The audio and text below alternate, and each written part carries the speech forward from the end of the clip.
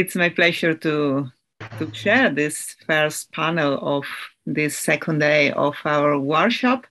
I'm Nuria Sánchez Madrid, based in Madrid at the Complutense University. And I will introduce as first speaker, we have three colleagues from the Institute for Philosophy and Social Theory of the University of Belgrade, Jelena Ćeriman, Irena Fichetti, and Jelena Vasiljević. And the title of their presentation is Trust Relations in a Neoliberalized Welfare System, the Case of Social Assistance in Serbia. We are very keen on what you're going to say, and you have the floor. Thank you, Nuria. I will start. So, as I said, unfortunately, Irena is not able to join us at this moment. Maybe she will join us in a couple of minutes. And so we divided the presentation. Irena was supposed to say something about the general framework of this research. So I will jump in and cover this part. If I miss something, Jelena will help me out. So first of all, I just have to say that probably this presentation will be a bit different from the rest of the presentations here, what I assume from the titles, because this is really an empirical research. And we want to share parts of our research without attempting to generalize our findings and without attempting to make some theoretical assumptions, but we could, of course, discuss them as well. And let me just briefly tell you something about the general framework and about this research. So this is part of a European project, a Horizon project that deals with trust.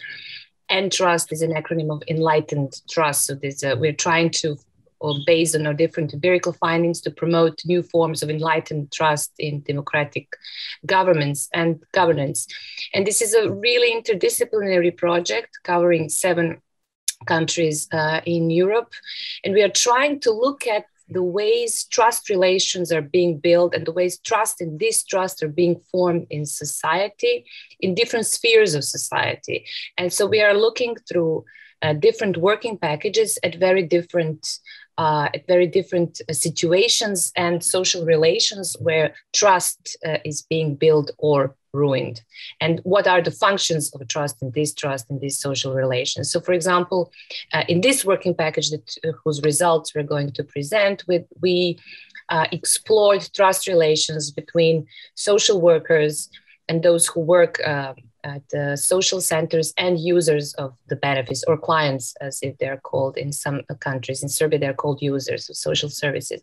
For example, another working package that we are working on currently, and our institute is leading that working package, we're looking at social movements and grass movements as new actors and vehicles, potential vehicles of trust building in societies. In another working package, we will work on the way media and public discourse shape trust and distrust relations. We will also then explore the factors influencing psychological development of individuals and how trust is being built at an individual level, et cetera, et cetera. So we have different approaches to different working packages. So this presentation today, we will discuss parts of our empirical findings gathered through the working package that looked at trust and distrust at the street level of public policy. Street level meaning that we wanted to explore trust relations that are being built between users and clients, or those who use social services, with their relations with those who they immediately contact with at social services. So they're usually social workers. And so we were there interested in this micro level of analysis, how citizens' trust and distrust are influenced by the ways in which individual citizens have direct experiences with government representatives, in this case, social workers, and how they enter into interaction with them and how they perceive how they are trusted or distrusted by public authorities. And on the other hand, we were also interested how public servants, or in this case, social workers, what are their perceptions of trust and distrust, and how this influences their experiences with their clients. So one of the objectives that we aimed for were to gather cross-country comparative data about trust and distrust building mechanisms at this stage of public policy implementation at the local level, and also to establish deeper knowledge on local trust and distrust building processes in the context of welfare systems and policy designs, and also to know more about specific national trust and distrust cultures based on institutionally embedded collective norms and values among social workers and citizens claiming welfare benefits and services. So we did, our methodological approach was semi-structured interviews. So we did in total 30 interviews, 15 semi-structured interviews with 2 groups of interviewees. So 15 interviews with social workers and those who work at social centers with whom users of benefits come into direct contact with, and 15 qualitative semi-structured in-depth interviews with users themselves, with users of social benefits. And we tried to maximize the diversity of our sample in terms of their age, gender, and length of experience in the given policy field. And then we analyzed our interviews using the software, MaxQDA software. We apply this inductive open coding of transcripts, but I guess this is really the least interesting part to be discussed today. So this is about the general context of the project and why we were interested in this relation, trust relations between social workers and users. Again, I'm using the term users because that would be the appropriate translation into English. In some countries, they use the term clients for those who use and who turn to social services and use social benefits and services, but we will here use the term users, so social workers and users.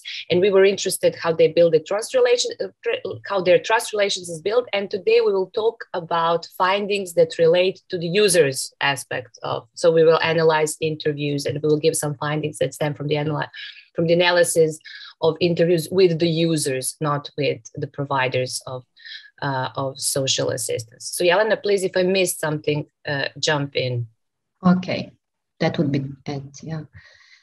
Okay, well, I will give a brief introduction to a research context, and for the contextualization of the research and data about users of social services, it is important to say that the social protection system in Serbia is characterized by a combination of elements from the continental and liberal systems, as well as a predominant reliance on the family as the main actor of social care. The reform of the system in the direction of neoliberal principles, which was started in 2000 and primarily under the influence of the EU, is based on belief that rather than relying on the mechanism of the state or community in order to provide security for all citizens, which was characteristic of the socialist Yugoslavia actually, individuals are the best possible providers of social support to themselves. Main legal novelty from this reform was the principle of empowerment of final beneficiaries of, or rather users of services, who are therefore promoted to partners instead of objects of protection. This change marked a clear reorientation from the state or public responsibility for individuals' welfare to individual responsibility, formally named in Serbia as active inclusion or user activation. But the majority of users of social protection services are members of marginalized groups, primarily poor families with children, who are not quite aware of their rights nor possibilities to exercise them, and for whom application procedures are too complicated and often linguistically incomprehensible, especially for members of ethnic minorities. For example, Romani people who are non-fluent Serbian speakers. So it is difficult to talk about full partnership between providers and users of social services, since vulnerable categories of citizens have limited resources, which automatically bring them into power asymmetry relations with service providers. When it comes to the system itself, due to the increased number of users in Serbia in recent years, mostly because of the impoverishment of the population, The number of providers in some local communities doesn't correspond to the existing number of people in need. Institutions of social protection are understaffed. The social protection system is bureaucratized, and there are strict procedures for granting services. However, prescribed standards are not contextualized to Serbian environment, since it's a model imported from developed European countries without adjustments to local specificities. And therefore, system cannot adequately address the real needs of people, both adults and children. And Jelena will now present main research findings and their further implications, and we will see actually how this context reflects on the data itself. Okay, thank you, Jelena. You can now stop sharing the screen because I will not use the PowerPoint. I'll just have to look at me. Okay. Gesticulating and talking about it. So, yeah, and just another few things about the general context. So beside this neoliberalization of the social system, which means that now more emphasis is put on individual responsibility, so shifting the responsibility from the state to the individual, we also have to understand that traditionally it has been family has been a predominant, there has been always a predominant reliance on family as the main actor of social care, and that is also very present in our interviews as well. It's another characteristic of Serbia. So first, I will briefly describe you the social background of our interviewees. So obviously they're poor families, and they're families with children, but also because our sample was interested in families with children, mostly from nuclear families. Many of them were single parent families, and also our sample consisted of foster care families and families who have adopted children of their relatives. Some of our interviewees were war refugees. Some of them were refugees from Bosnia and Herzegovina, others from Kosovo. So as you know, we had a lot of wars during the 90s. So they were also in the sample, which means that they're really coming from multiple vulnerable categories. The principal reason they were asking seeking social assistance, obviously poverty, but that was often coupled with some health issues, and the financial inabilities of parents to support their children, and also reasons related to child custody procedures of foster family programs. So some of our interviewees were for these reasons. But overall, another for the general picture to have in mind, the domestic violence was very often present in their narratives, even when not featuring as a principal reason for seeking social assistance. So we really have to understand the structural role that poverty and family violence plays in the lives of the majority of social assistance users in Serbia. And also many of them had family members or friends who were also using social services and benefits. And that proved to be very, very important for them, because this circle of knowing people who are already in the program was very beneficial for them, because they couldn't understand how the rules function, and they would always turn to their family members and friends to ask for that. This informality is really important, as we will come to see. So when they apply, so what are the procedures when they apply for benefits, and how they form the opinions, and how this trust relation begins to form? So when they apply for social assistance of any kind, they have to report, they have to provide documents about their income, and they have to confirm that they do not own any property or any pension or any other type of external financial support. So they have to deliver a lot of documents proving their eligibility, right, for social assistance and programs. They also have to obtain a confirmation about school attendance for their children, and they periodically have to resubmit these documents to check whether there has been any change in their status. And then upon the initial request, social workers come to the applicant's place of residency to check their address and to assess their living conditions. But many of our interviewees actually claim that they are very rarely visited at home, only in the beginning, only when their situation has to be assessed and somehow verified So social workers come to visit them to verify whether the documentation they provided them is true, but not actually to come and to really see where they live and what the conditions are. And also our interviewees have this impression that it's the discretionary power of social workers and not the procedures themselves that shape the outcome of the decision. So already there, this first step, they have the idea that there's some kind of informality in the process, that it's not... and that actually sometimes face-to-face contact and visit at home can play a decisive role, not the documents, not the institutionalized steps.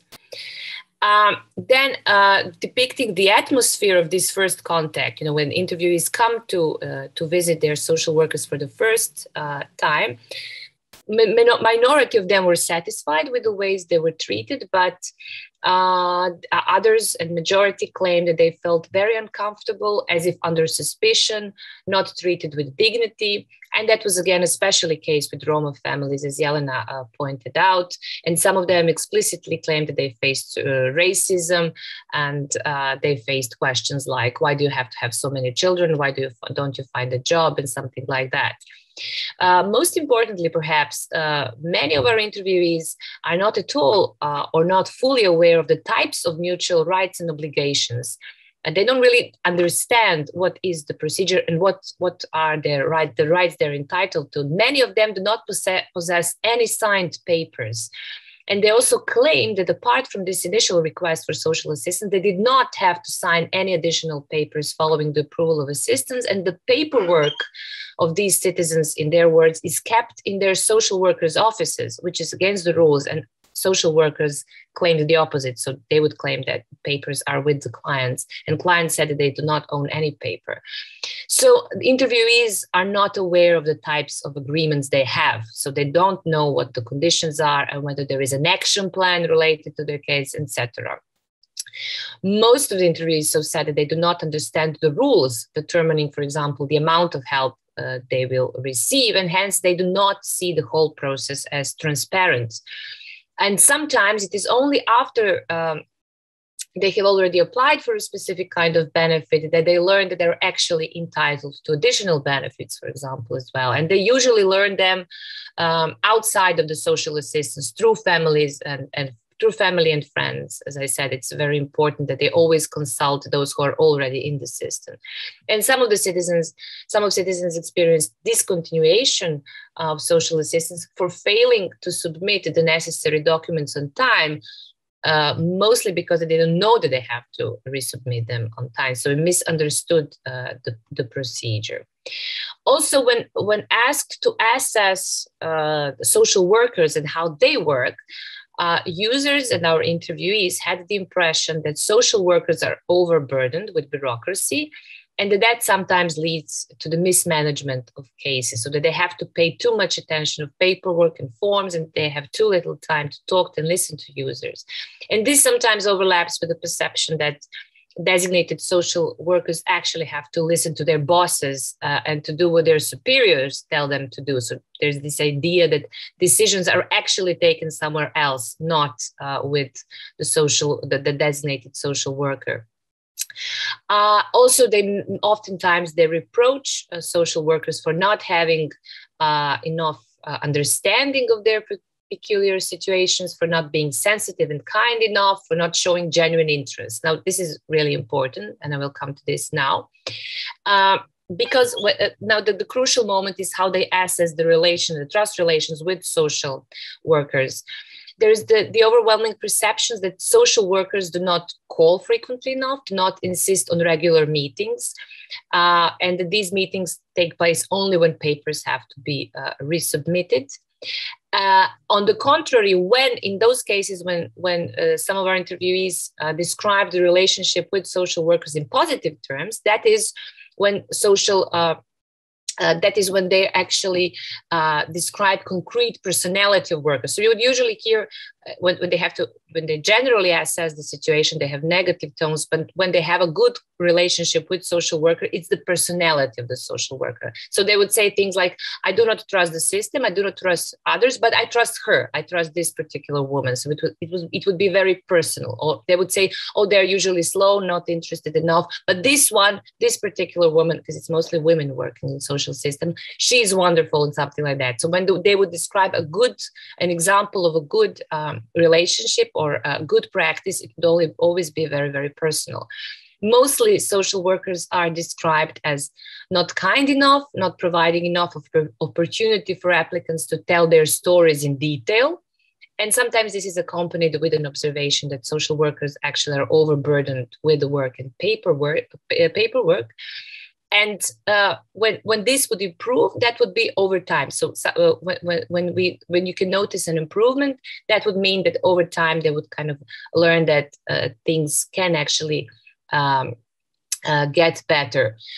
Most of the interviewees especially appreciate when workers offer them advice and thorough explanations, because, as we said, many procedures and social rights are not entirely clear to users. And in that cases, interviewees would then perceive workers as warm, helpful, respectful, professional, and competent. And this is really important because these two categories of positive evaluation, so human conduct and professional conduct, almost always overlap. So those who would be described as professional and competent, those are warm and people with empathy who would show kindness. And those who are not seen as, who are described as non-competent, incompetent, non-professional, those are people who are distant, who don't really get genuine interest. So these human conduct and professional conduct are always blurred in the narratives of the users.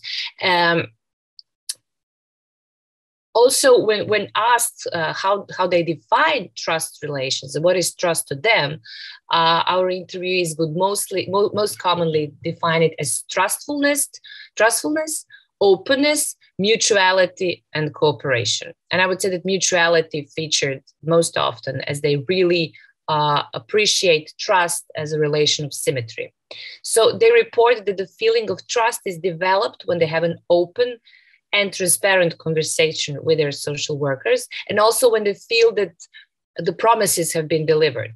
And they place a high value on being treated with decency and related to trust. For example, when they invite me to have a coffee with them. So this kind of informality that shows human relation, that shows an empathy and human warm relationship, that is also seen and translated as trust. And also when they're willing to assume that equality of positions and cooperation are modes of functioning. And the great majority of interviewees have noticed the absence of this mutuality, especially when workers do not come to visit them and when do not show the genuine interest in their stories. So when they feel trustful when they see that social workers are interested in their stories and they want to have face-to-face contact. Overall, this trust is the default setting when interviewees assess how the system relates to them. So this is default. This is especially highlighted in descriptions of these first contacts, because they get the impression that they're not trusted by default. So you see that interviewees actually themselves, when asked about the general assessment, they predominantly distrust frontline workers, but this distrust in their narratives comes as a consequence of the fact that they themselves do not feel trusted. So they distrust the system because they feel that they are distrusted, and that they feel that they are always on trial, that the social workers do not believe their stories, that they're not interested in them enough, etc. But in cases when trust is reported, in cases when users trust their social workers, usually the time is assessed as very important, because it's time offers them the chance to prove their trustworthiness, so they can develop trust over time. But also a factor that enhances trust most effectively is face-to-face interaction, and when social workers conduct home visits. So it's when they're willing to talk to them directly, they're willing to visit them and to listen to their stories. This is where trust establishes. Another trust enhancing factor is when frontline workers trust in their stories and when they affirm their agency. So this is, for example, when a foster family was given the right to take a child abroad on holiday. So they felt trusted, and then they started trusting a social worker. Or there was also a case when a single mother who used to struggle with alcohol problem was given finally full custody of her child as a result of frontline worker accepting and realizing that she had resolved her problem. So they want to be, they appreciate when their agency and their ability is appreciated. But the interviewees would always say that they were trustful when they're treated with dignity and respect, and when they're treated on equal terms. So some of the concluding points would be that, first of all, distrust is a default setting. So users of social assistance by default do not trust the system, which in their experience does not trust them. They do not feel treated as equal, and often express that their dignity and agency are not recognized. Likewise, when they experience a relationship with social workers who treat them with dignity and support their agency, their attitude is likely to change immediately. Also, I would say interesting is that the trust is rarely singled out as a value or relation in itself. Its meaning overlaps with kindness, helpfulness, and professionalism. And I would argue that this has to do with the general informality of these relations that sometimes replaces the weak performance of the institution. I will come this here in a minute. And due to their general dependence on social assistance, the system seems much more powerful and in greater control over the users. And this is best seen by the fact that, as I said, many respondents say that they did not sign any form of service plan, or the other people filled out for them these papers, and they are kept in their social workers' offices. So they see this asymmetry in power relations, which is especially noticeable in the case of Roma population, which really needs to be assessed against the background of a widespread racism towards Roma in Serbia. There is also this lack of frequent face-to-face contact and lack of direct communication. That is what frustrates users the most. And they often have the impression that they have not been given enough time and dedication to tell their life stories. But by the same token, when they show personal interest and readiness to listen to their clients, frontline workers are described as trustworthy. And often it is knowing the right person and knowing the right information what enhances trust. So it's like usually through third parties, through family members or friends. And this is in line with its general prevailing culture of informality and widespread mistrust in institution, which has been noticed generally in other literature in Serbia. So some of these findings that if we compare them to findings with coming from the interviews with social workers, is that social workers themselves also see their work as over-bureaucratized, and they do see themselves as overburdened, and they have to deal more with paperwork than with people. But on the other hand, they actually trust, they say and they claim that they do trust their clients. So for them, trust is default setting, but they distrust the system. So this is also interesting that we see when we look at social workers' perceptions of trust, and I'm just now highlighting those points that are relevant for the first part of presentation, that actually they claim that they trust users, even though users themselves do not feel that way, but they highly distrust the system in which they work. So distrust in institution is shared among workers and users, and it probably has to be understood against the general erosion of sorry, I'm out of time. I'm done now. And this informality of relations also probably needs to be understood with more nuances. So what is the role this informality plays in trust building relationship?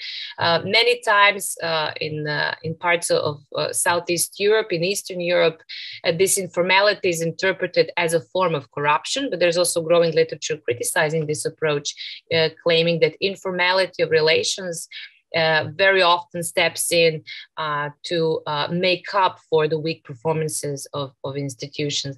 But I will stop now and wait for discussion. Thank you. Okay, thank you, Jelena. Thank you to all of you. It was a very instructive presentation about some main flaws of your social protection system. I think many of these shortcomings are shared by other social protection systems, at least in South Europe. And I'm sure we will have the chance to discuss about it later.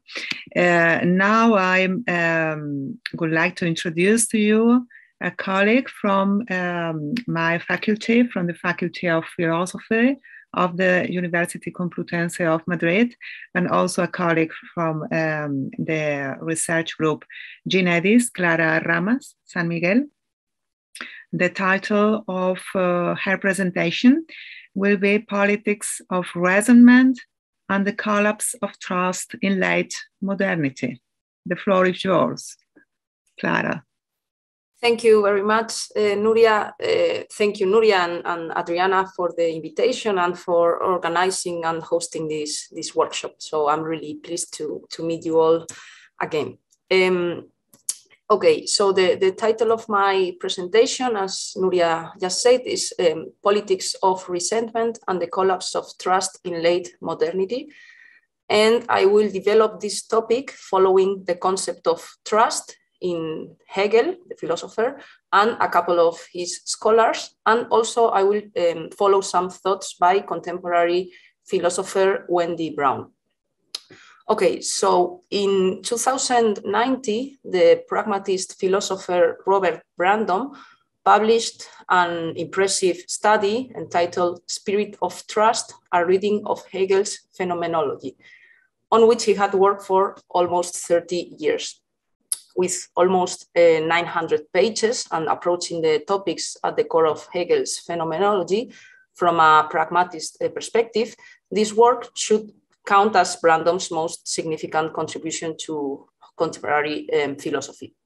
And in this work, Brandom aims to outline the conditions of the possibility of conceptual norms. And Brandom claims that norms that we follow are not just something that we find, but they are instituted by our practices. And how exactly is this possible? Well, norms are instituted in social processes, he argues, by which we acknowledge or we recognize someone's ability to respond to our claims. And so practical norms involve this kind of reciprocal acknowledgement between those claiming and those who are accountable for responding to these claims.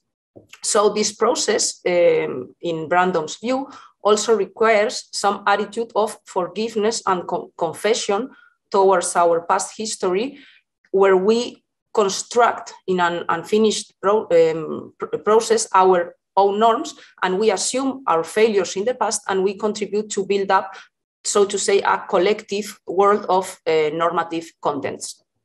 And at this point, Brandom makes a difference between the pre-modern, the old societies, where norms are taken as given in a world of nature, of human beings, and our modern societies, where these norms are always understood as related to our individual or our single preferences or desires.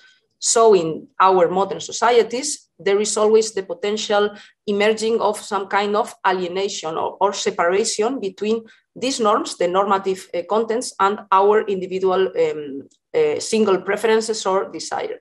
And so Hegel states in his philosophy of right, I quote, "The right of the subject's particularity to find satisfaction, or the right to subjective freedom, is the focal point in the difference between antiquity and modern age." So this is the difference between the antique societies and ours. The right, says Hegel, to our subjective freedom, our interest or satisfaction or desire. So Brandom sees the best expression, the purest expression of this alienated modern character in Hegel's concept, a concept which appears in the phenomenology of in German, Niederträchtigkeit, which could be translated as small-souled or mean or egoist or ignoble. And from this view, this is the kind of view which sees that, for example, our public powers or norms are just a constraint to our personal preferences.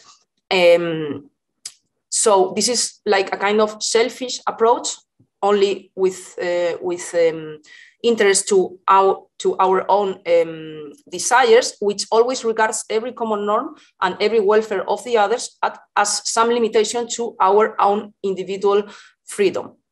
This point of view, also Hegel says, is always looking for a kind of psychological explanation or only self-interest motivation in every political act, and is always rejecting the possibility that there could be like a deed done for some common aim or some greater aim just beyond selfish interest. No, and Hegel says this famous sentence: "No man is a hero to his valet, not, however, because the man is not a hero, but because the valet is a valet," or the butler. No, not because this big man could be a hero, but because the butler always sees this from his particular limited point of view.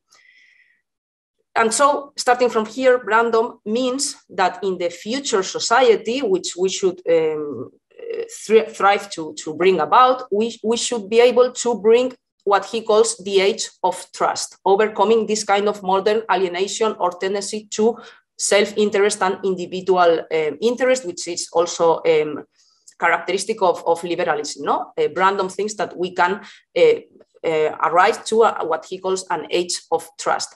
And in this new age of trust, there will be a balance between this individual interest or this benefit for the individual and the common norms.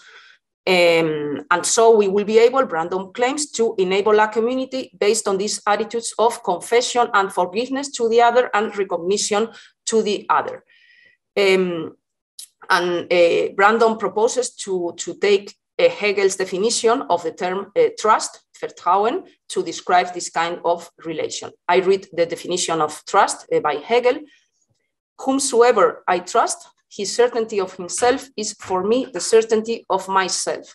I recognize in him my own being for myself, and I know that he acknowledges it and that it is for him purpose and essence." So in this kind of reciprocal relation of trust, Hegel means that I am certain of myself, or I define or I find myself, in that the other recognizes myself, in this mutual recognition. And this is the model, Brandom, or the ideal that Brandom means that could that we should follow to achieve this new kind of social bond built upon trust and not upon this kind of individual or egoistic interest, this Niederträchtig, as Hegel calls it, or which could be characteristic of liberal modernity. No? So we should establish our bonds following these ideals of forgiveness and recognition of the others. No? So these ideas by Brandom have received some criticism, some of it regarding the misunderstanding of some of these Hegelian categories, but I would like now to focus on another kind of critique. So this critique is stated by philosopher Zizek in a text on this topic, Hegel and the Future. And what Zizek claims here is that Hegel is precisely a philosopher open to the future because he doesn't allow to project or to define how this future should look like. No, this is because this is why Minerva's owl or flight only begins with dawn. So Zizek thinks that every philosopher that projects some kind of ideal feature is not a Hegelian, but he claims not yet a Hegelian. And he accuses Brandom of falling into this mistake and being this kind of prominent example of a not yet Hegelian approach, because indeed Brandom is projecting this kind of non-alienated or final reconciliation where this ideal of trust would be reached. No? And indeed, Brandom has some claims in this direction. So Zizek proposes, and I would like to follow this idea, to do exactly the opposite, no? And find in the deepest core of Hegel's ideas not an ideal of final teleological reconciliation, but on the contrary, a spirit of distrust, not of trust, but of distrust. And I quote by Zizek, that means that Hegel's basic position, it is not the holistic teleological premise that no matter how terrible an event is, in the end, it will turn out to an overall harmony and reconciliation in the world. Rather, is the contrary. His axiom is that no matter how well planned and how well meant an idea or a project is, it will somehow go wrong. Okay, so I suggest we can follow this Hegelian spirit of distrust. So maybe we can find some traces to diagnose our own actuality in late modernity. Because indeed, this our contemporary condition is defined also as, I think, what can be defined with Max Weber phrase of this polytheism of values, meaning a plurality of interests of subjects with various positions and stances that should be reconciled. And given this complex plurality as the starting point, maybe we can find some points to understand this kind of reactive consciousness or this self-centered, egoist, liberal consciousness, which enables us to understand our contemporary forms of political resentment. I would like to here start with a quote by Kant, which I think that states something relevant for our purpose. He is asking, Kant here is asking what is the cause or the explanation that anyone could fall under the principle of evil. Why can an individual commit an evil act? You know? And he says that this is not this lies not in our individual nature, but on the company of others. So he says, as soon as one is among men, one is attacked by envy, lust of power, greed, and inclinations bound to evil. They don't have to be bad men, but they don't have to be bad men. All that is needed for them is to be there, to be around him, and to be men. These associations with others will keep an individual man always in danger of falling under the domination of evil. So Kant states here that the mere company of our peers already bears the possibility of such emotions as envy, lust for power, and so on. Martha Nussbaum argues in his study on political emotions that indeed fear, envy, and shame are the greatest threats to civic compassion and can be triggering social resentment. And also, as Kant, Nussbaum takes these emotions back, such as fear or envy, to our dependence upon others, our vulnerability or our finitude, our limitation or dependence upon others. So to close the intervention, I would like to point to a very, I think, interesting analysis in this vein, as I mentioned before, is Wendy Brown's reinterpretation of Nietzsche in her classic book, States of Injury, that could be read in some sense as a continuation of this idea of the mean consciousness in Hegel. And we could also use to diagnose the erosion of trust in our contemporary pluralistic societies. So in this collection of essays, she coins the terms of politics of resentment as a key to understand neoliberalism and the disruption of democracy. It's permanent, she says, states of injury, which are inflicted upon vulnerable subjects, and the political reaction to this erosion of social bond in our contemporary neoliberal societies. And Brown suggests that Nietzsche's notion of resentment can be useful in this reflection on our contemporary forms of political life, because this notion of resentment is indeed widespread or very present in our late capitalist societies. And regarding this, she makes three relevant points, in my opinion. First, she traces back this, the origin of resentment to this fundamental ambivalence, she says, about freedom, which she describes as following.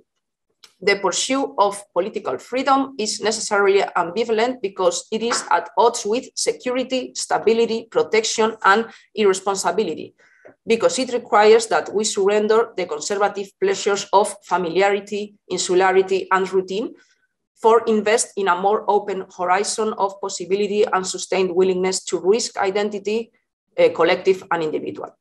So this ambivalence in the idea of freedom, as Nussbaum also notes, points to our limited condition depending or reaching out to the others. Second, Brown argues that resentment is not an exclusive trait of the weak, but also of the elite. Or the powerful. She starts with Nietzsche's concept of resentment, as Nietzsche would say, slave revolt in morality, by which the weak who are denied power react and give birth to some values which exalt this weakness and seek to disempower the strong they cannot directly confront and overthrow. So these moral ideas, moral values function as a weapon to install the weak's will to power. So starting from here, Wendy Brown warns about the limits of this politics, contemporary politics built solely around the identity of the oppressed, which could reproduce, she means, this resentment-driven morality of the weak. So in this politics, the victim could develop what she calls wounded attachment to his identity as victim. So as Hegel noted, the subordinate can develop a stance which only poses himself as dependence and egoistic towards the others. But Brown takes this idea even further, and in her new book, In the Ruins of Neoliberalism, she also points to how resentment inhabits the elites, the powerful, and their scorn, their despise for the weak, because they are always in fear that the common people could organize and threaten their privilege. This was particularly notorious, for example, in the French Revolution, where the popular masses formed by workers or women were despised as plebs. Today's ideas and grammar of the winners and losers, where one should take his own life as a risk-benefit enterprise, always points in this direction. So Brown's analysis is then interesting, because she unveils how this resentment conforms both the identity of the oppressed, but also of the powerful, of the oppressing. And this approach, I think, could be very useful, for example, to diagnose some forms as the reaction to feminism, by which some men feel not only that their traditional privileges are in danger, but also that they themselves are the victim. And this is only possible because they assume not only that they possess this privilege, but that they are entitled to this privilege. So they feel the loss of this privilege as an offense, not only to their power, but also to their dignity, and can feel themselves as victims of the emancipatory promises of feminism or progressive politics, such as was the case with some voters of Donald Trump in the United States. And finally, to end, she follows Nietzsche's ideas also in the danger of moralizing politics. So she critically sees this contemporary effort to establish the idea of injury regarding race, sexuality, or other categories as the object of legal prosecution. And the danger here, Wendy Brown thinks, is to establish some specific place of blame and to fix the roles of the injuring and the injured as fixed social position and identity, where one can only be the one exerting domination, and the other can only be the victim as a fixed identity, where every possibility of new meaning or ambivalence is discarded. Obviously, she is not against a politics addressing racism or sexism or discrimination, but she is only warning against this tendency of turning a social injury into an individual guilt, or posing the legal punishment as the only way or the only tool for dealing with social conflict. So I quote, "When social hurt is conveyed to the law for resolution, political ground is abandoned to moral and juridical ground." And so the political conflict is turned into a merely juridical or moral problem. So to sum up, this account, I think that needs to be continued with the attention to these new forms of social resentment emerging in our neoliberal society, as Brown explores in her latest works.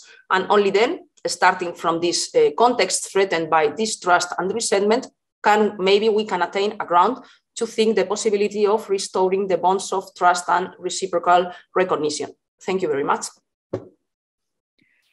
Thank you, Clara.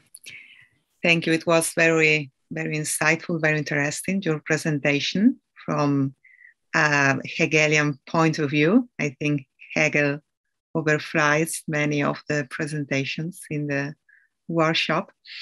We drag some minutes of delay, but I think it's not a big problem. We have 10 minutes more or less of delay. And I will introduce now the third speaker of this panel is Marjan Ivković from the Institute for Philosophy and Social Theory of Belgrade. And the title of his presentation is Trust and a Structural Domination in Capitalism. The floor is yours, Marjan. Thank you, Nuria. Thank you very much. These are just a few brief remarks and invitations for discussion. What I would just like to briefly address is this question of, declining levels of confidence in democratic institutional systems over the past decades, and some possible reasons for this decline that have not been addressed very often, and which can maybe help us understand this phenomenon and fight it somewhat better. It has been well documented that trust in the political institutions of representative democracy, in the sense of the belief that these institutions are serving their normative purposes, has been decreasing over the past couple of decades. And this is most often explained, rightly, of course, as the result of a degeneration of representative democracy since the start of the Neoliberal Revolution in the late 1970s, most notably the increasing social closure, as sociologists would call this, which means the closure of societal elites in terms of not being open to upward social mobility, and also the strengthening of oligarchical power within Western democracies. But what is interesting is that even those political actors who present a socially transformative agenda, like Bernie Sanders or Jeremy Corbyn, for example, are also facing a lack of trust. They're not able to mobilize enough people to come to power. And now we have to try to understand why this lack of trust is relatively strong, even in cases when there are political actors who try to combat all these processes which have brought us decreasing trust in representative democracy. So I would like to propose that there is another dimension to the process we call the Neoliberal Revolution, in addition to the degeneration of representative democracy, that affects our decreasing trust in democratic institutions, and that can be called structural domination. And let me just briefly explain what I mean by structural domination. Structural domination can be understood in two ways. One more conventional way understands it as domination between social actors and groups that is rooted in social structures rather than in some personal traits of social actors. And the classical example, of course, is the Marxist notion of the capitalist exploitation of the proletariat. rooted in the economic structure of the capitalist society, which is defined as the relations of production. Another example can be structural racism or sexism, which are rooted in the cultural order of a society, which we can define as a system of sedimented patterns of representation and classification of social actors, such as the patriarchy. And the effects of these structural asymmetries between social actors are well known in terms of their influence on levels of interpersonal trust. Systemic inequalities undermine both interpersonal trust across social groups and trust in societal institutions. However, there is a second, less conventional way of defining structural domination that I would like to mention here. And this way is characteristic for some elements of the critical theory tradition, most notably the first generation Frankfurt School. The second way of defining structural domination understands it as the domination of people, of all social actors, by certain basic societal structures which exist at a given point in time.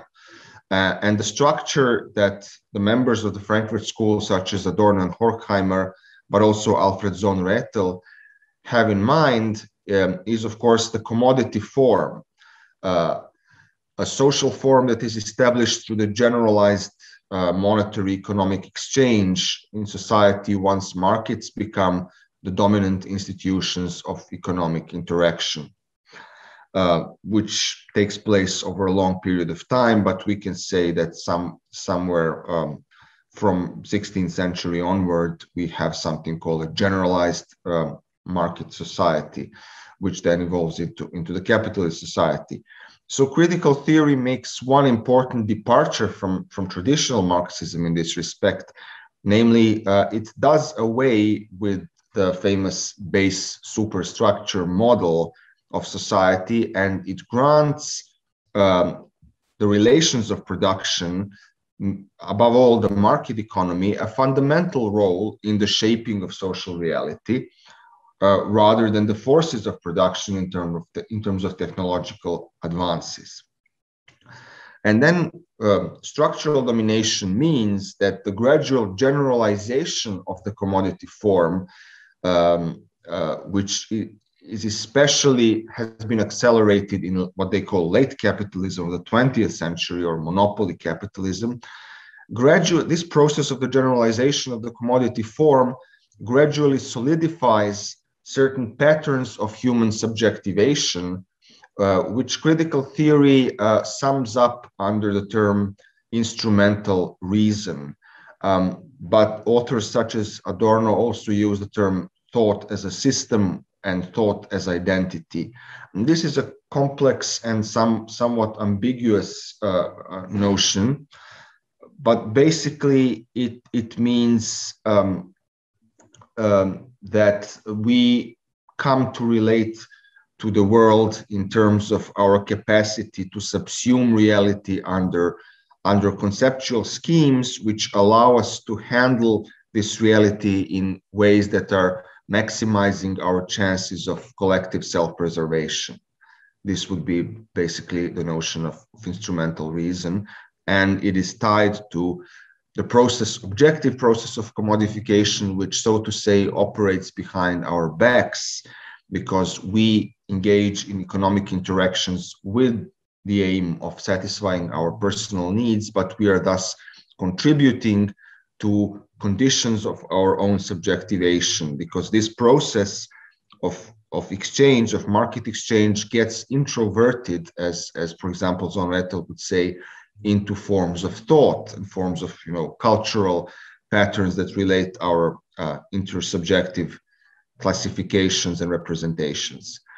So the more commodification of the entire social reality advances, the less room there is for any kind of human relation to the world and human relations to each other that are outside instrumental reason or outside of systemic thought.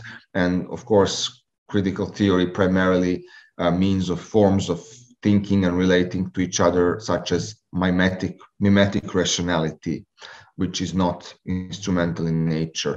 Now, this process is not complete still today, but we could say it is advancing and it is constant. And one dimension of the form of subjectivation within the generalized market society is the conditioning of our political and normative thinking by certain basic traits of the commodity form, namely the opposition of what we might term empty or formal universality on the one hand and substantive particularity on the other hand. And this opposition or this dichotomy is actually, we could say, a normative correlate of the principle of exchange, because the principle of exchange operates by way of equalizing substantive and idiosyncratic phenomena in terms of their exchange value. So basically emptying them of their idiosyncratic characteristics until what is left is basically the commodity form. So we have here certain very problematic, highly metaphysical hypotheses, namely the hypothesis that there is something like an isomorphy between basic societal structures and structures of human subjectivity. And this is one reason why first-generation critical theory has been heavily criticized by authors such as Habermas and Honneth, and why they undertake to reformulate critical theory on less metaphysical grounds. But for our purposes of trying to understand the problem of trust in democratic institutions, this premise, we can bracket our caution now and try to work with it for a while. So this all means that as the process of commodification of social reality advances, I apologize for this noise in the background, I don't know what it is, but as the process of the commodification of social reality advances, our political and normative thinking is more and more structured around this basic dichotomy of abstract or formal universality and substantive particularity. So we come to treat the universal, to equalize the universal with the formal and the procedural, and we treat this as normatively legitimate. And on the other hand, we come to equate the particular with the substantive, with idiosyncratic, and therefore as normatively problematic or even illegitimate. And the ever more refined versions of political liberalism, such as, for example, the late Rawls, testify to this kind of progressive process of conceiving of normative legitimacy in terms of absolutely formal universality. And if we want to use another vocabulary, namely the vocabulary of the theory of hegemony, we could say that what the process of commodification does is it constantly solidifies and enhances the chain of equivalence between democracy and proceduralism. And thus we could also say that the success of the neoliberal revolution over the past several decades has not been for completely contingent reasons, for the skills and successes of the strategies of the capitalist class or the neoliberal ideologists, but it also has a certain deep structural support. And therefore we could say that there is a dialectical or a structurational relationship between what is basically a non-personal, transpersonal process of commodification operating behind the backs of social actors and the intentional actions of dominant social groups, such as the construction of a hegemonic bloc through symbolic domination and institutional changes like the deregulation of the market from the 1970s onwards. And then how does all this reflect on the problematic of trust?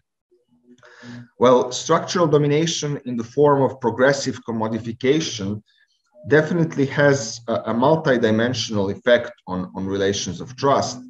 But among the most important ones is that, normatively speaking, it ties trust to the substantive particularity pole of the crucial normative dichotomy that instrumental reason establishes, instead of tying it to universality. So basically, we come to think of relations of trust as something intrinsically belonging to the world of everyday interaction, to what Habermas would call the life world, so to something that is absolutely substantive.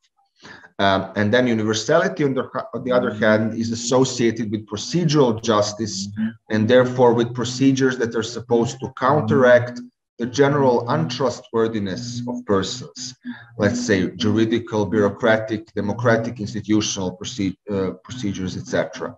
So we heard yesterday about Luhmann's influential distinction between trust and confidence, and this can be very helpful here. So we associate trust with interpersonal relations, and we associate confidence with the functioning of universalist procedures in the institutional realm. Now, the structural domination is then, we can say, conditioning. It's not absolutely determining, but it is conditioning two interrelated phenomena that are characteristic of our political reality of today. On the one hand, structural domination, as I tried to just briefly outline, it conditions us to think of the realm of high institutional politics in representative democracy as ultimately compatible only with procedural justice. And this is why we are seeing that political actors within what has been called the parliamentary left or the institutional left, such as Sanders and Corbyn, are facing difficulties in gaining trust in the sense of confidence, even though they offer an alternative to all these processes that have caused people not to trust the institutional system in the first place, like the Neoliberal Revolution. Why is this so? Well, it's so because these political actors are acting in ways that do not fit within the dichotomy of formal universality and substantive particularity. So they are trying to formulate something that we might call substantive universality, a strong conception of the democratic participatory welfare state. And this I think we could even say that we are intuitively reacting to this with suspicion. And this can also even be an unconscious process to a large extent, because we have been subjectivized in such a way as to think of a substantive universality as a contradictio in adjecto. So this just one proposition relating to one possible reason why the bourgeois cultural hegemony works so efficiently, even in the face of strong political movements and social engagement, because it has this basic structural support, the basic structural foundation which conditions our ways of thinking in certain direction. And then on the other hand, structural domination also leads to something that we might call a fetishization of the local, exemplified today in many grassroots movements across the world. So what happens? Once we experience the limits of procedural universalism in terms of its capacity to satisfy our basic needs, and then once we at the same time recognize that there is no going beyond procedural universalism because we have been socialized as subjects of the commodity form, then what remains for us is we might try to, as Butler would say, re-signify the whole dichotomy, since we cannot deconstruct it. And we could try to revalorize the substantive particular end of the dichotomy in positive terms. And then I'm, of course, talking of all these discourses that celebrate the immediacy, the concreteness, the rootedness in everyday problems of grassroots social movements, and especially the relations of interpersonal trust that exist between social actors engaged in these movements. And this is then opposed to the realm of high politics, which comes to look as increasingly comes to look as intrinsically corrupt. And we don't want to dirty our hands by entering into it.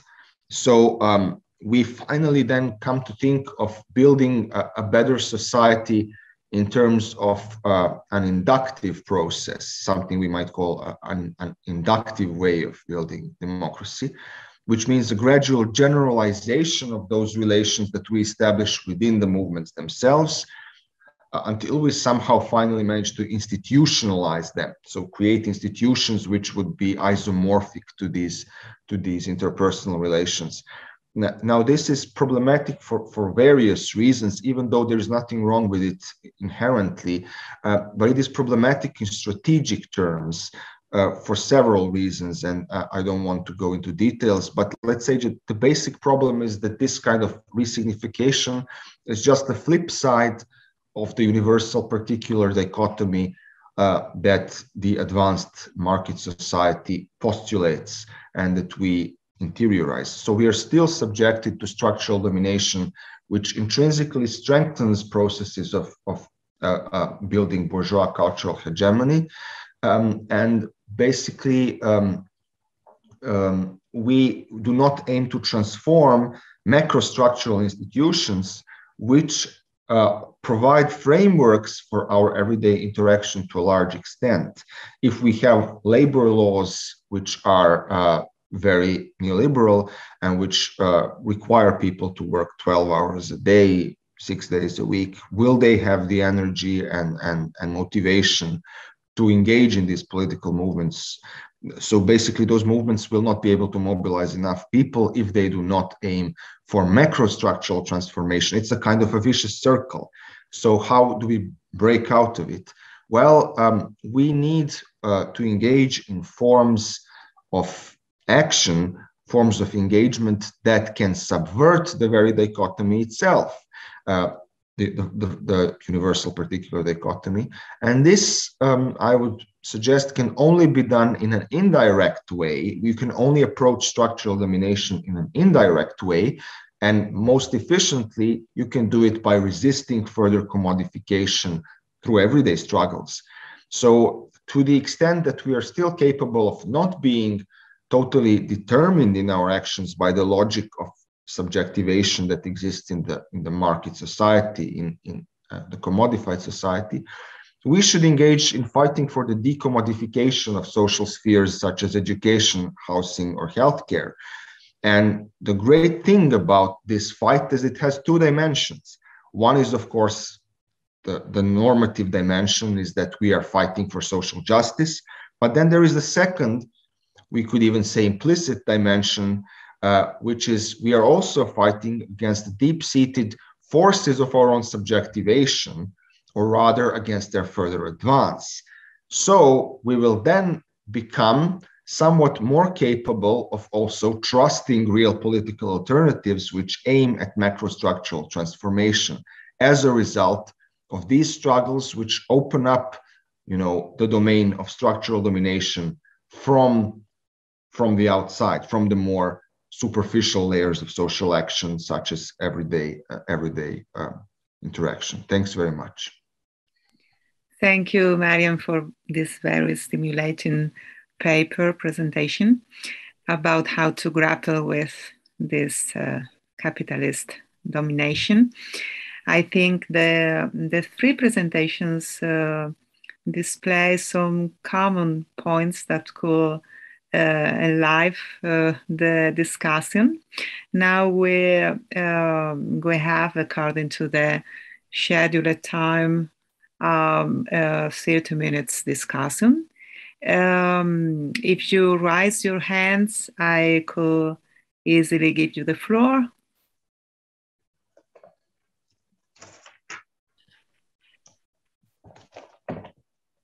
I think I see everybody here on the screen. Myself, I will also have a question for the three speakers, but I see Adriana. Adriana, go ahead. Well, I have to say that I very much like how this workshop is progressing, and I thought that the first day was the first panel was great, then the second panel turned out to be maybe even greater, and then now we have really like a super progression of the whole thing. I want to thank you all. It was really interesting and engaging. So I have quite some things that I've written as something that can be useful, and I will try to ask questions, to pose some questions. I mean, maybe marginal, but maybe interesting for discussion. So in the first presentation, it was this, many things are quite interesting. Like, for example, this finding that poverty and violence are very important for the users. Then this openness, symmetry, mutuality is a kind of what is being expected. That trust is rarely emphasized in itself, but in fact it's rather identified with kindness. And somehow this is the point where what you talked about and what Marjan then later talked about in the sense of interpersonal relations rather than some kind of systemic, I don't know how to define that, as this kind of systemic horizon of expectations, is what is at stake here.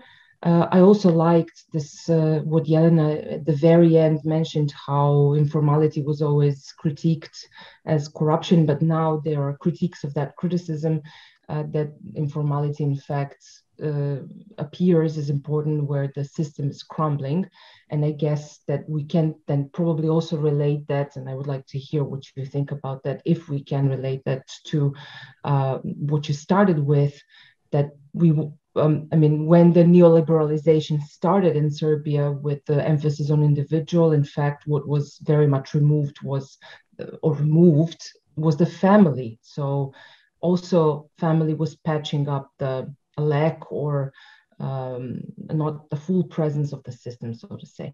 But my question would be, what would be since you do this within Entrust, and there are quite different countries involved, what are some kind of comparative perspectives when it comes to other countries that are there, especially in terms of the countries which are now post-socialist countries and those which never had the experience of socialism? Recently, I came across a very interesting article. I will send it to you later in the chat, co-authored by our guest, Kristen Gotzi, where she found that, I don't know, she was writing about different things, but where she mentions this world values survey. Probably you came across that, and where the post-socialist countries are really struggling with trust. So that would be my question to you.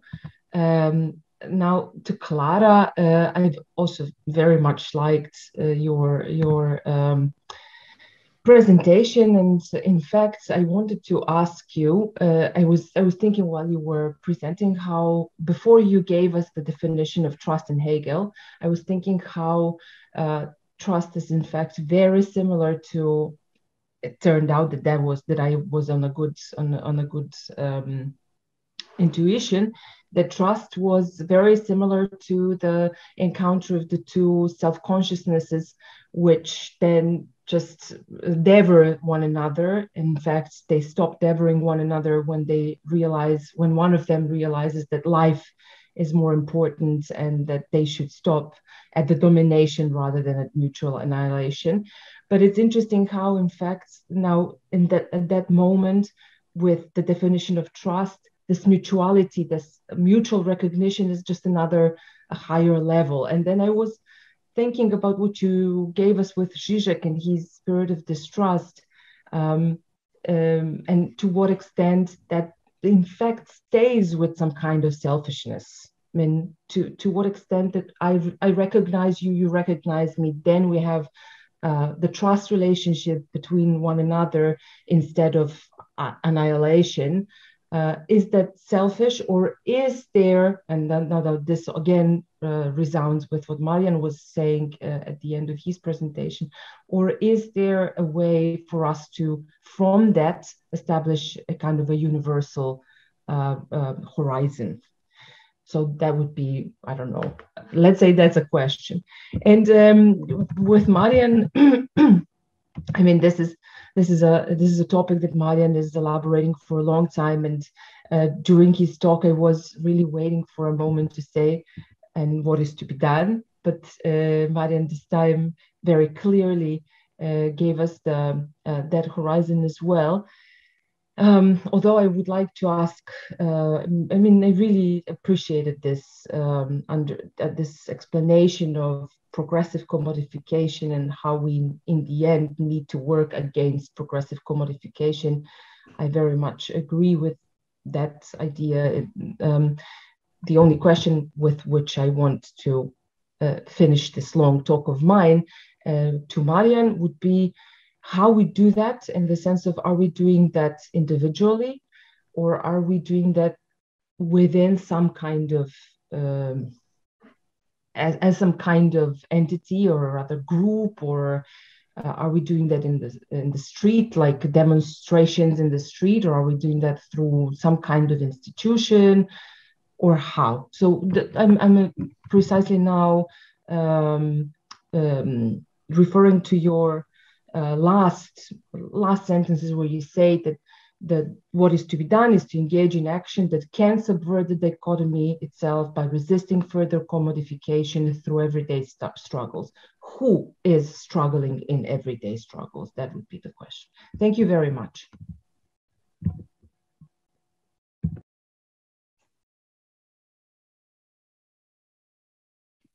I think you might answer to each question, Marjan. Okay. Or do you prefer that all the people wishing to set a question, they speak first and you answer later? What do you prefer? Whatever you prefer. I mean, what's the politics? We have still 20 minutes, more than 20 minutes. So I think you might perhaps respond to the long questions and crucial questions of Adriana. And after that, I give the floor to at least 2 other people that raise their hands. Okay? Who wants to go first? Yeah. Okay, we could go like... I refer to Marjan, but naturally all 3 speakers were mentioned, so. Well, okay. Maybe in the order of how you in the order of you have spoken. Jelena, do you maybe want to first go, or do you want me to begin? Just unmute. Unmute. Sorry. Yeah, you can go first and I will add. Okay, I'll try to be brief. Thank you, Adriana, for the questions. It's true that what we've seen in the empirical material gathered, that like on one hand we have the institutional system, we have the expectations of the system. On the other hand, we have this interpersonality with interpersonal relations and very personal relations, which sometimes can be seen as the opposite of what should be like normative, institutionalized, and whatever. And it's a tricky question whether this informality of getting things done, whether this is something that further erodes institutionalization, whether it is just a consequence of weak performance of institutions, or whether it's a trait of political culture or general culture of relationships. So I think that we actually need to have more of these empirical findings to understand how this informality functions, because it's definitely reductive to just interpret it as a form of corruption and to just interpret it as something eroding the institutional performance. We should actually find ways of how to incorporate it, and we have to understand it. We have to understand the meaning it has for individual citizens. So what is the meaning that citizens attach to this? It's not just the social system, it's not just the welfare system, it's also this informality of relations in all the major institutional systems in the country, health system, educational system, and others. So you have to have, on the one hand, you have to have institutions that act according to some rules, norms, procedures, etc. That is what we usually have in mind when we think about healthy institutional functioning, but also this informality is also part of how people operate. And we need to understand it really thoroughly to understand what meanings it has for people. And I think we can only get this through empirical research.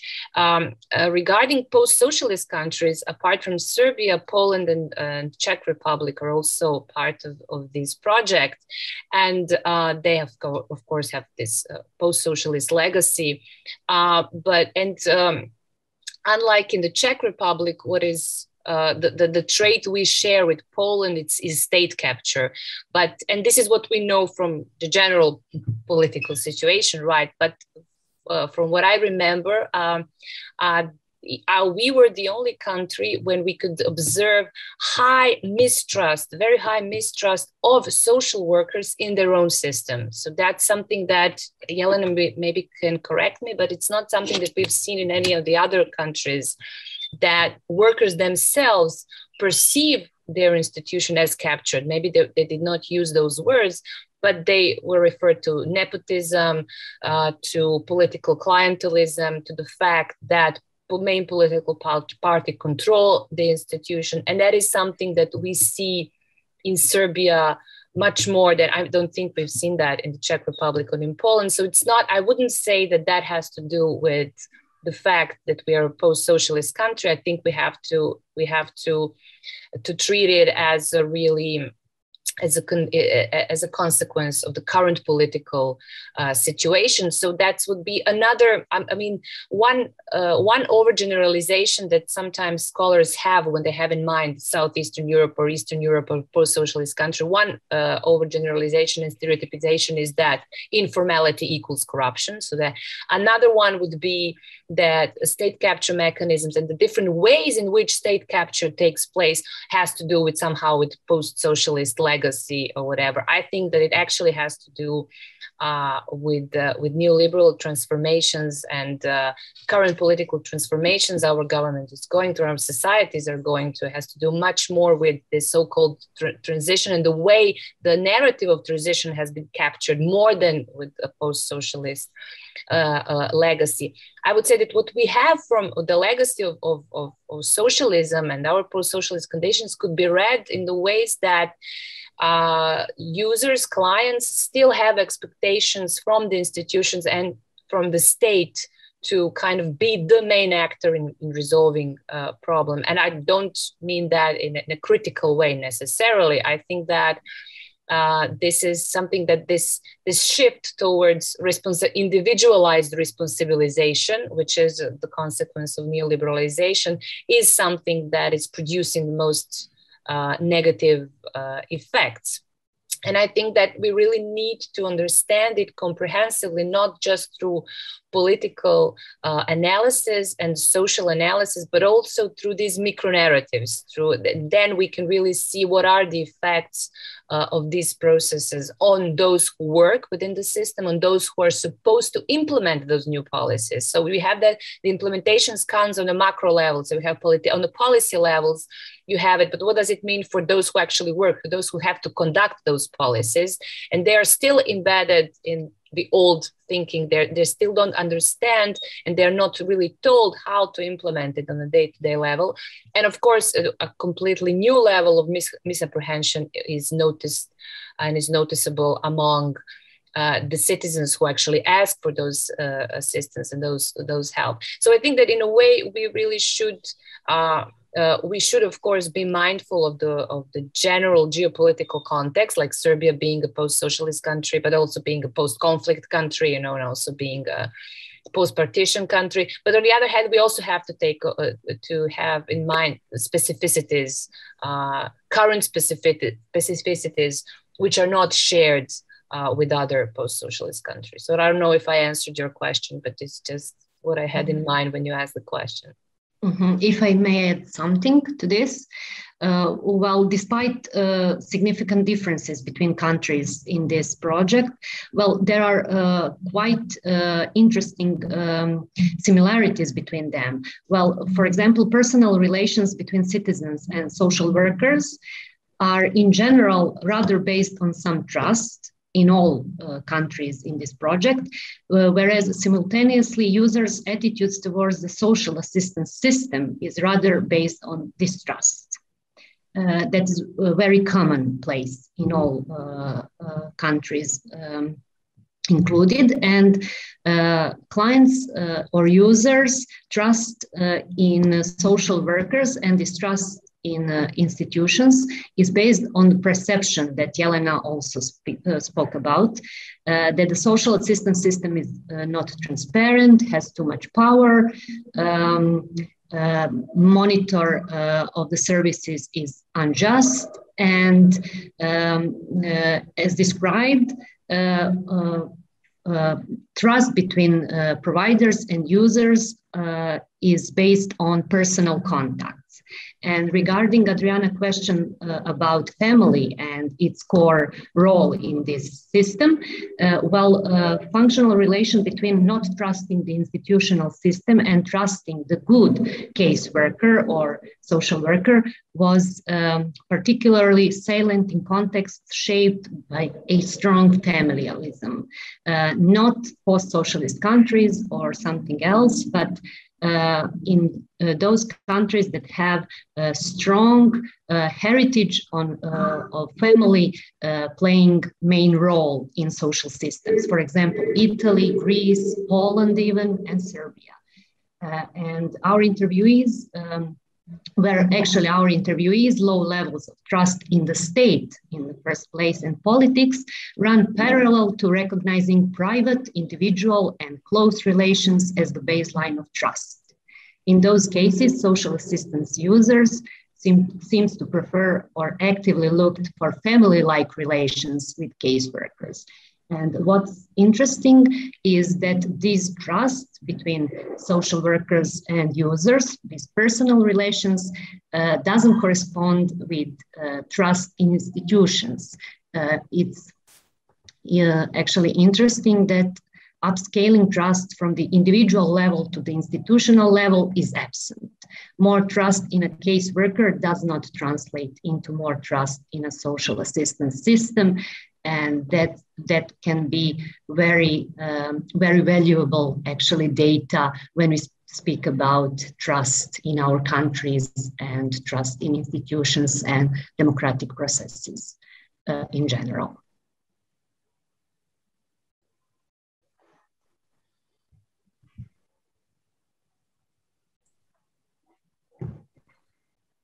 Clara, would you like to go now? Yes. Okay. So I would speak now.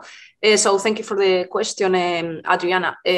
So I think maybe to answer this question about this mutual recognition in this level of consciousness, which is stated in an abstract level in the phenomenology, maybe it might be useful to shift the question to the more concrete level of the objective spirit that Hegel studies for example, in the philosophy of right. No, so here Hegel studies the more concrete spheres of right, morality, and the family, civil society, and the state.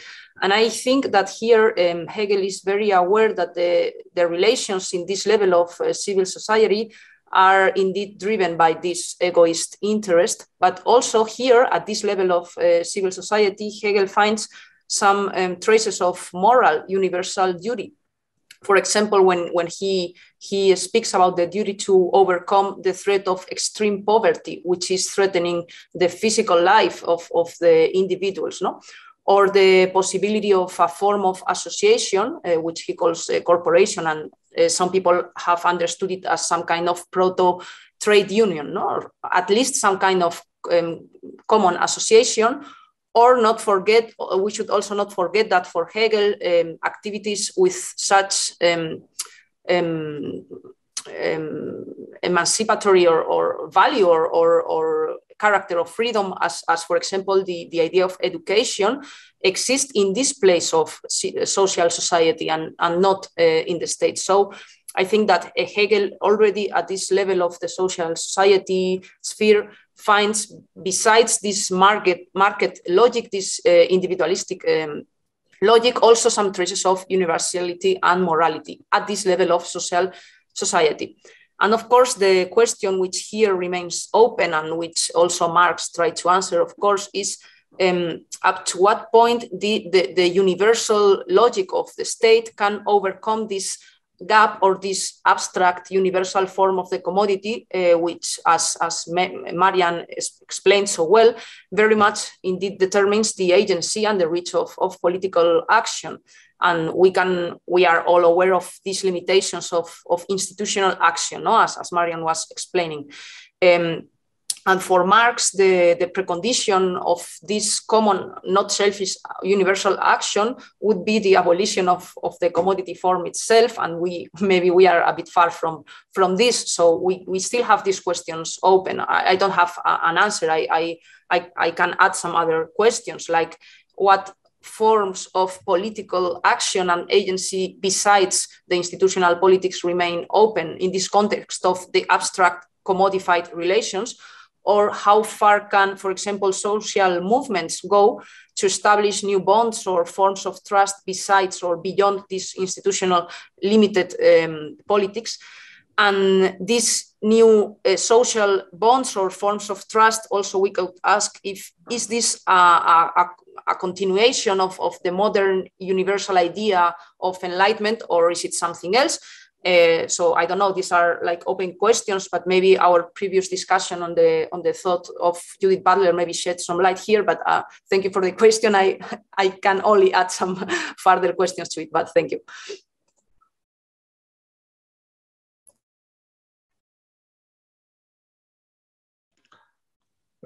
Sorry, my internet broke. So Clara, you're finished, yeah? Okay,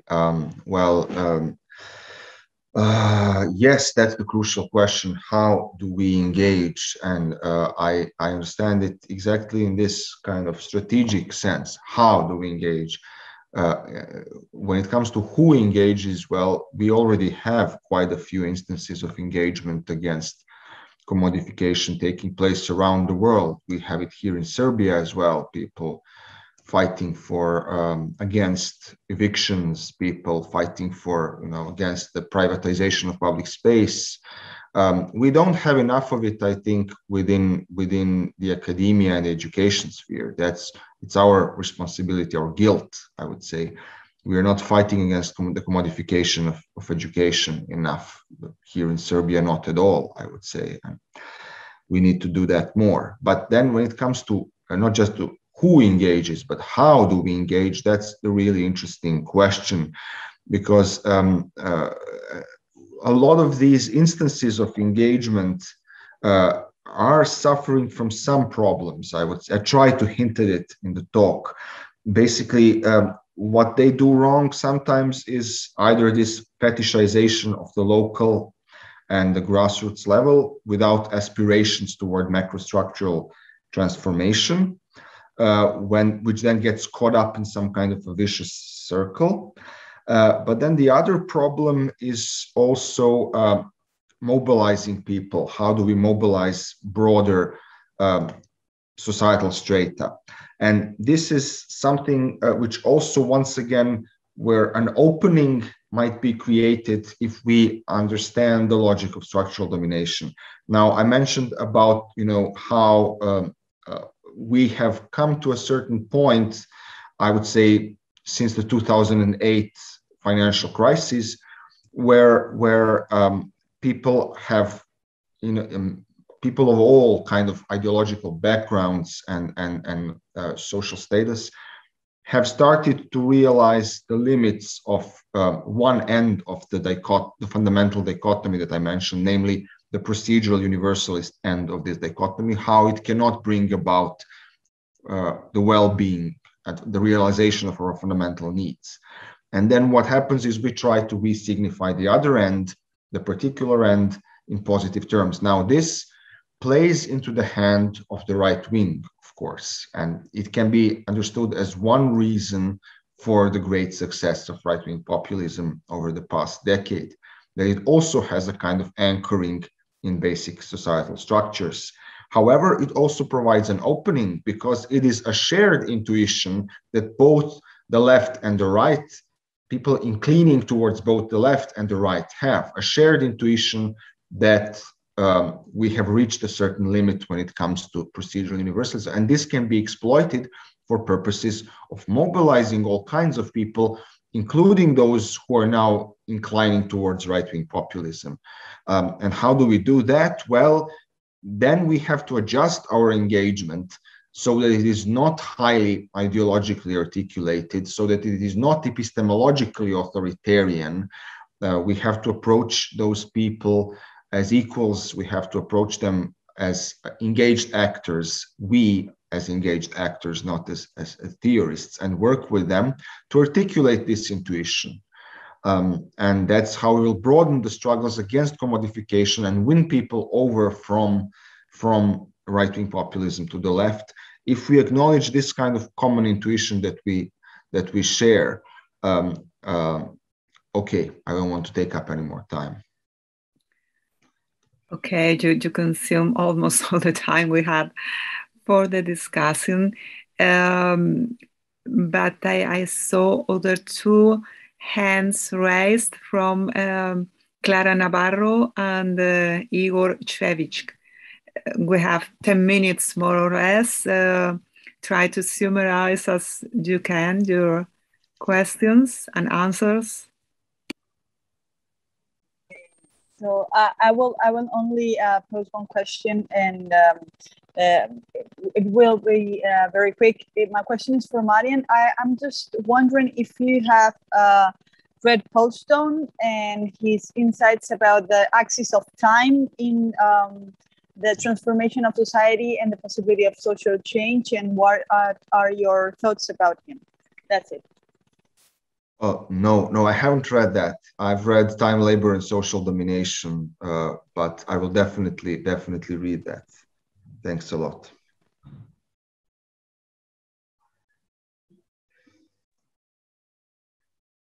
Okay, Igor. Okay, I have just a short comment for Clara if she's here. Yes, sorry, my camera is not working. I don't know why, but I can hear you. Okay. Most authors make clear difference between resentment as an first-order emotion, usually a typical example of reactive attitudes. It could usually be morally appropriate, for example, my resentment over the government policies. And the terms Nietzsche used, the ressentiment, which is typically affective mechanism related to one's own sense of inability. So I don't think it actually affects your argument, but it would surely be better, and it could be important for a further development of the argument that you accept this distinction and go further, because for me it looks some way confusing when you use resentment as this Nietzsche term, because that are two different phenomena. Sorry, can you elaborate on the second meaning? Because I couldn't quite well hear the second meaning you mentioned. Yes, the term Nietzsche used, resentment, referred to the affective mechanism related to one's own sense of inability. So what is important for resentment is that I feel my own inability, and because of this inability, I'm having a negative attitude to the other. Resentment, as reactive attitude, doesn't presuppose it. It presupposes that I put a guilt on someone whose actions are inappropriate. So, okay, for example, okay.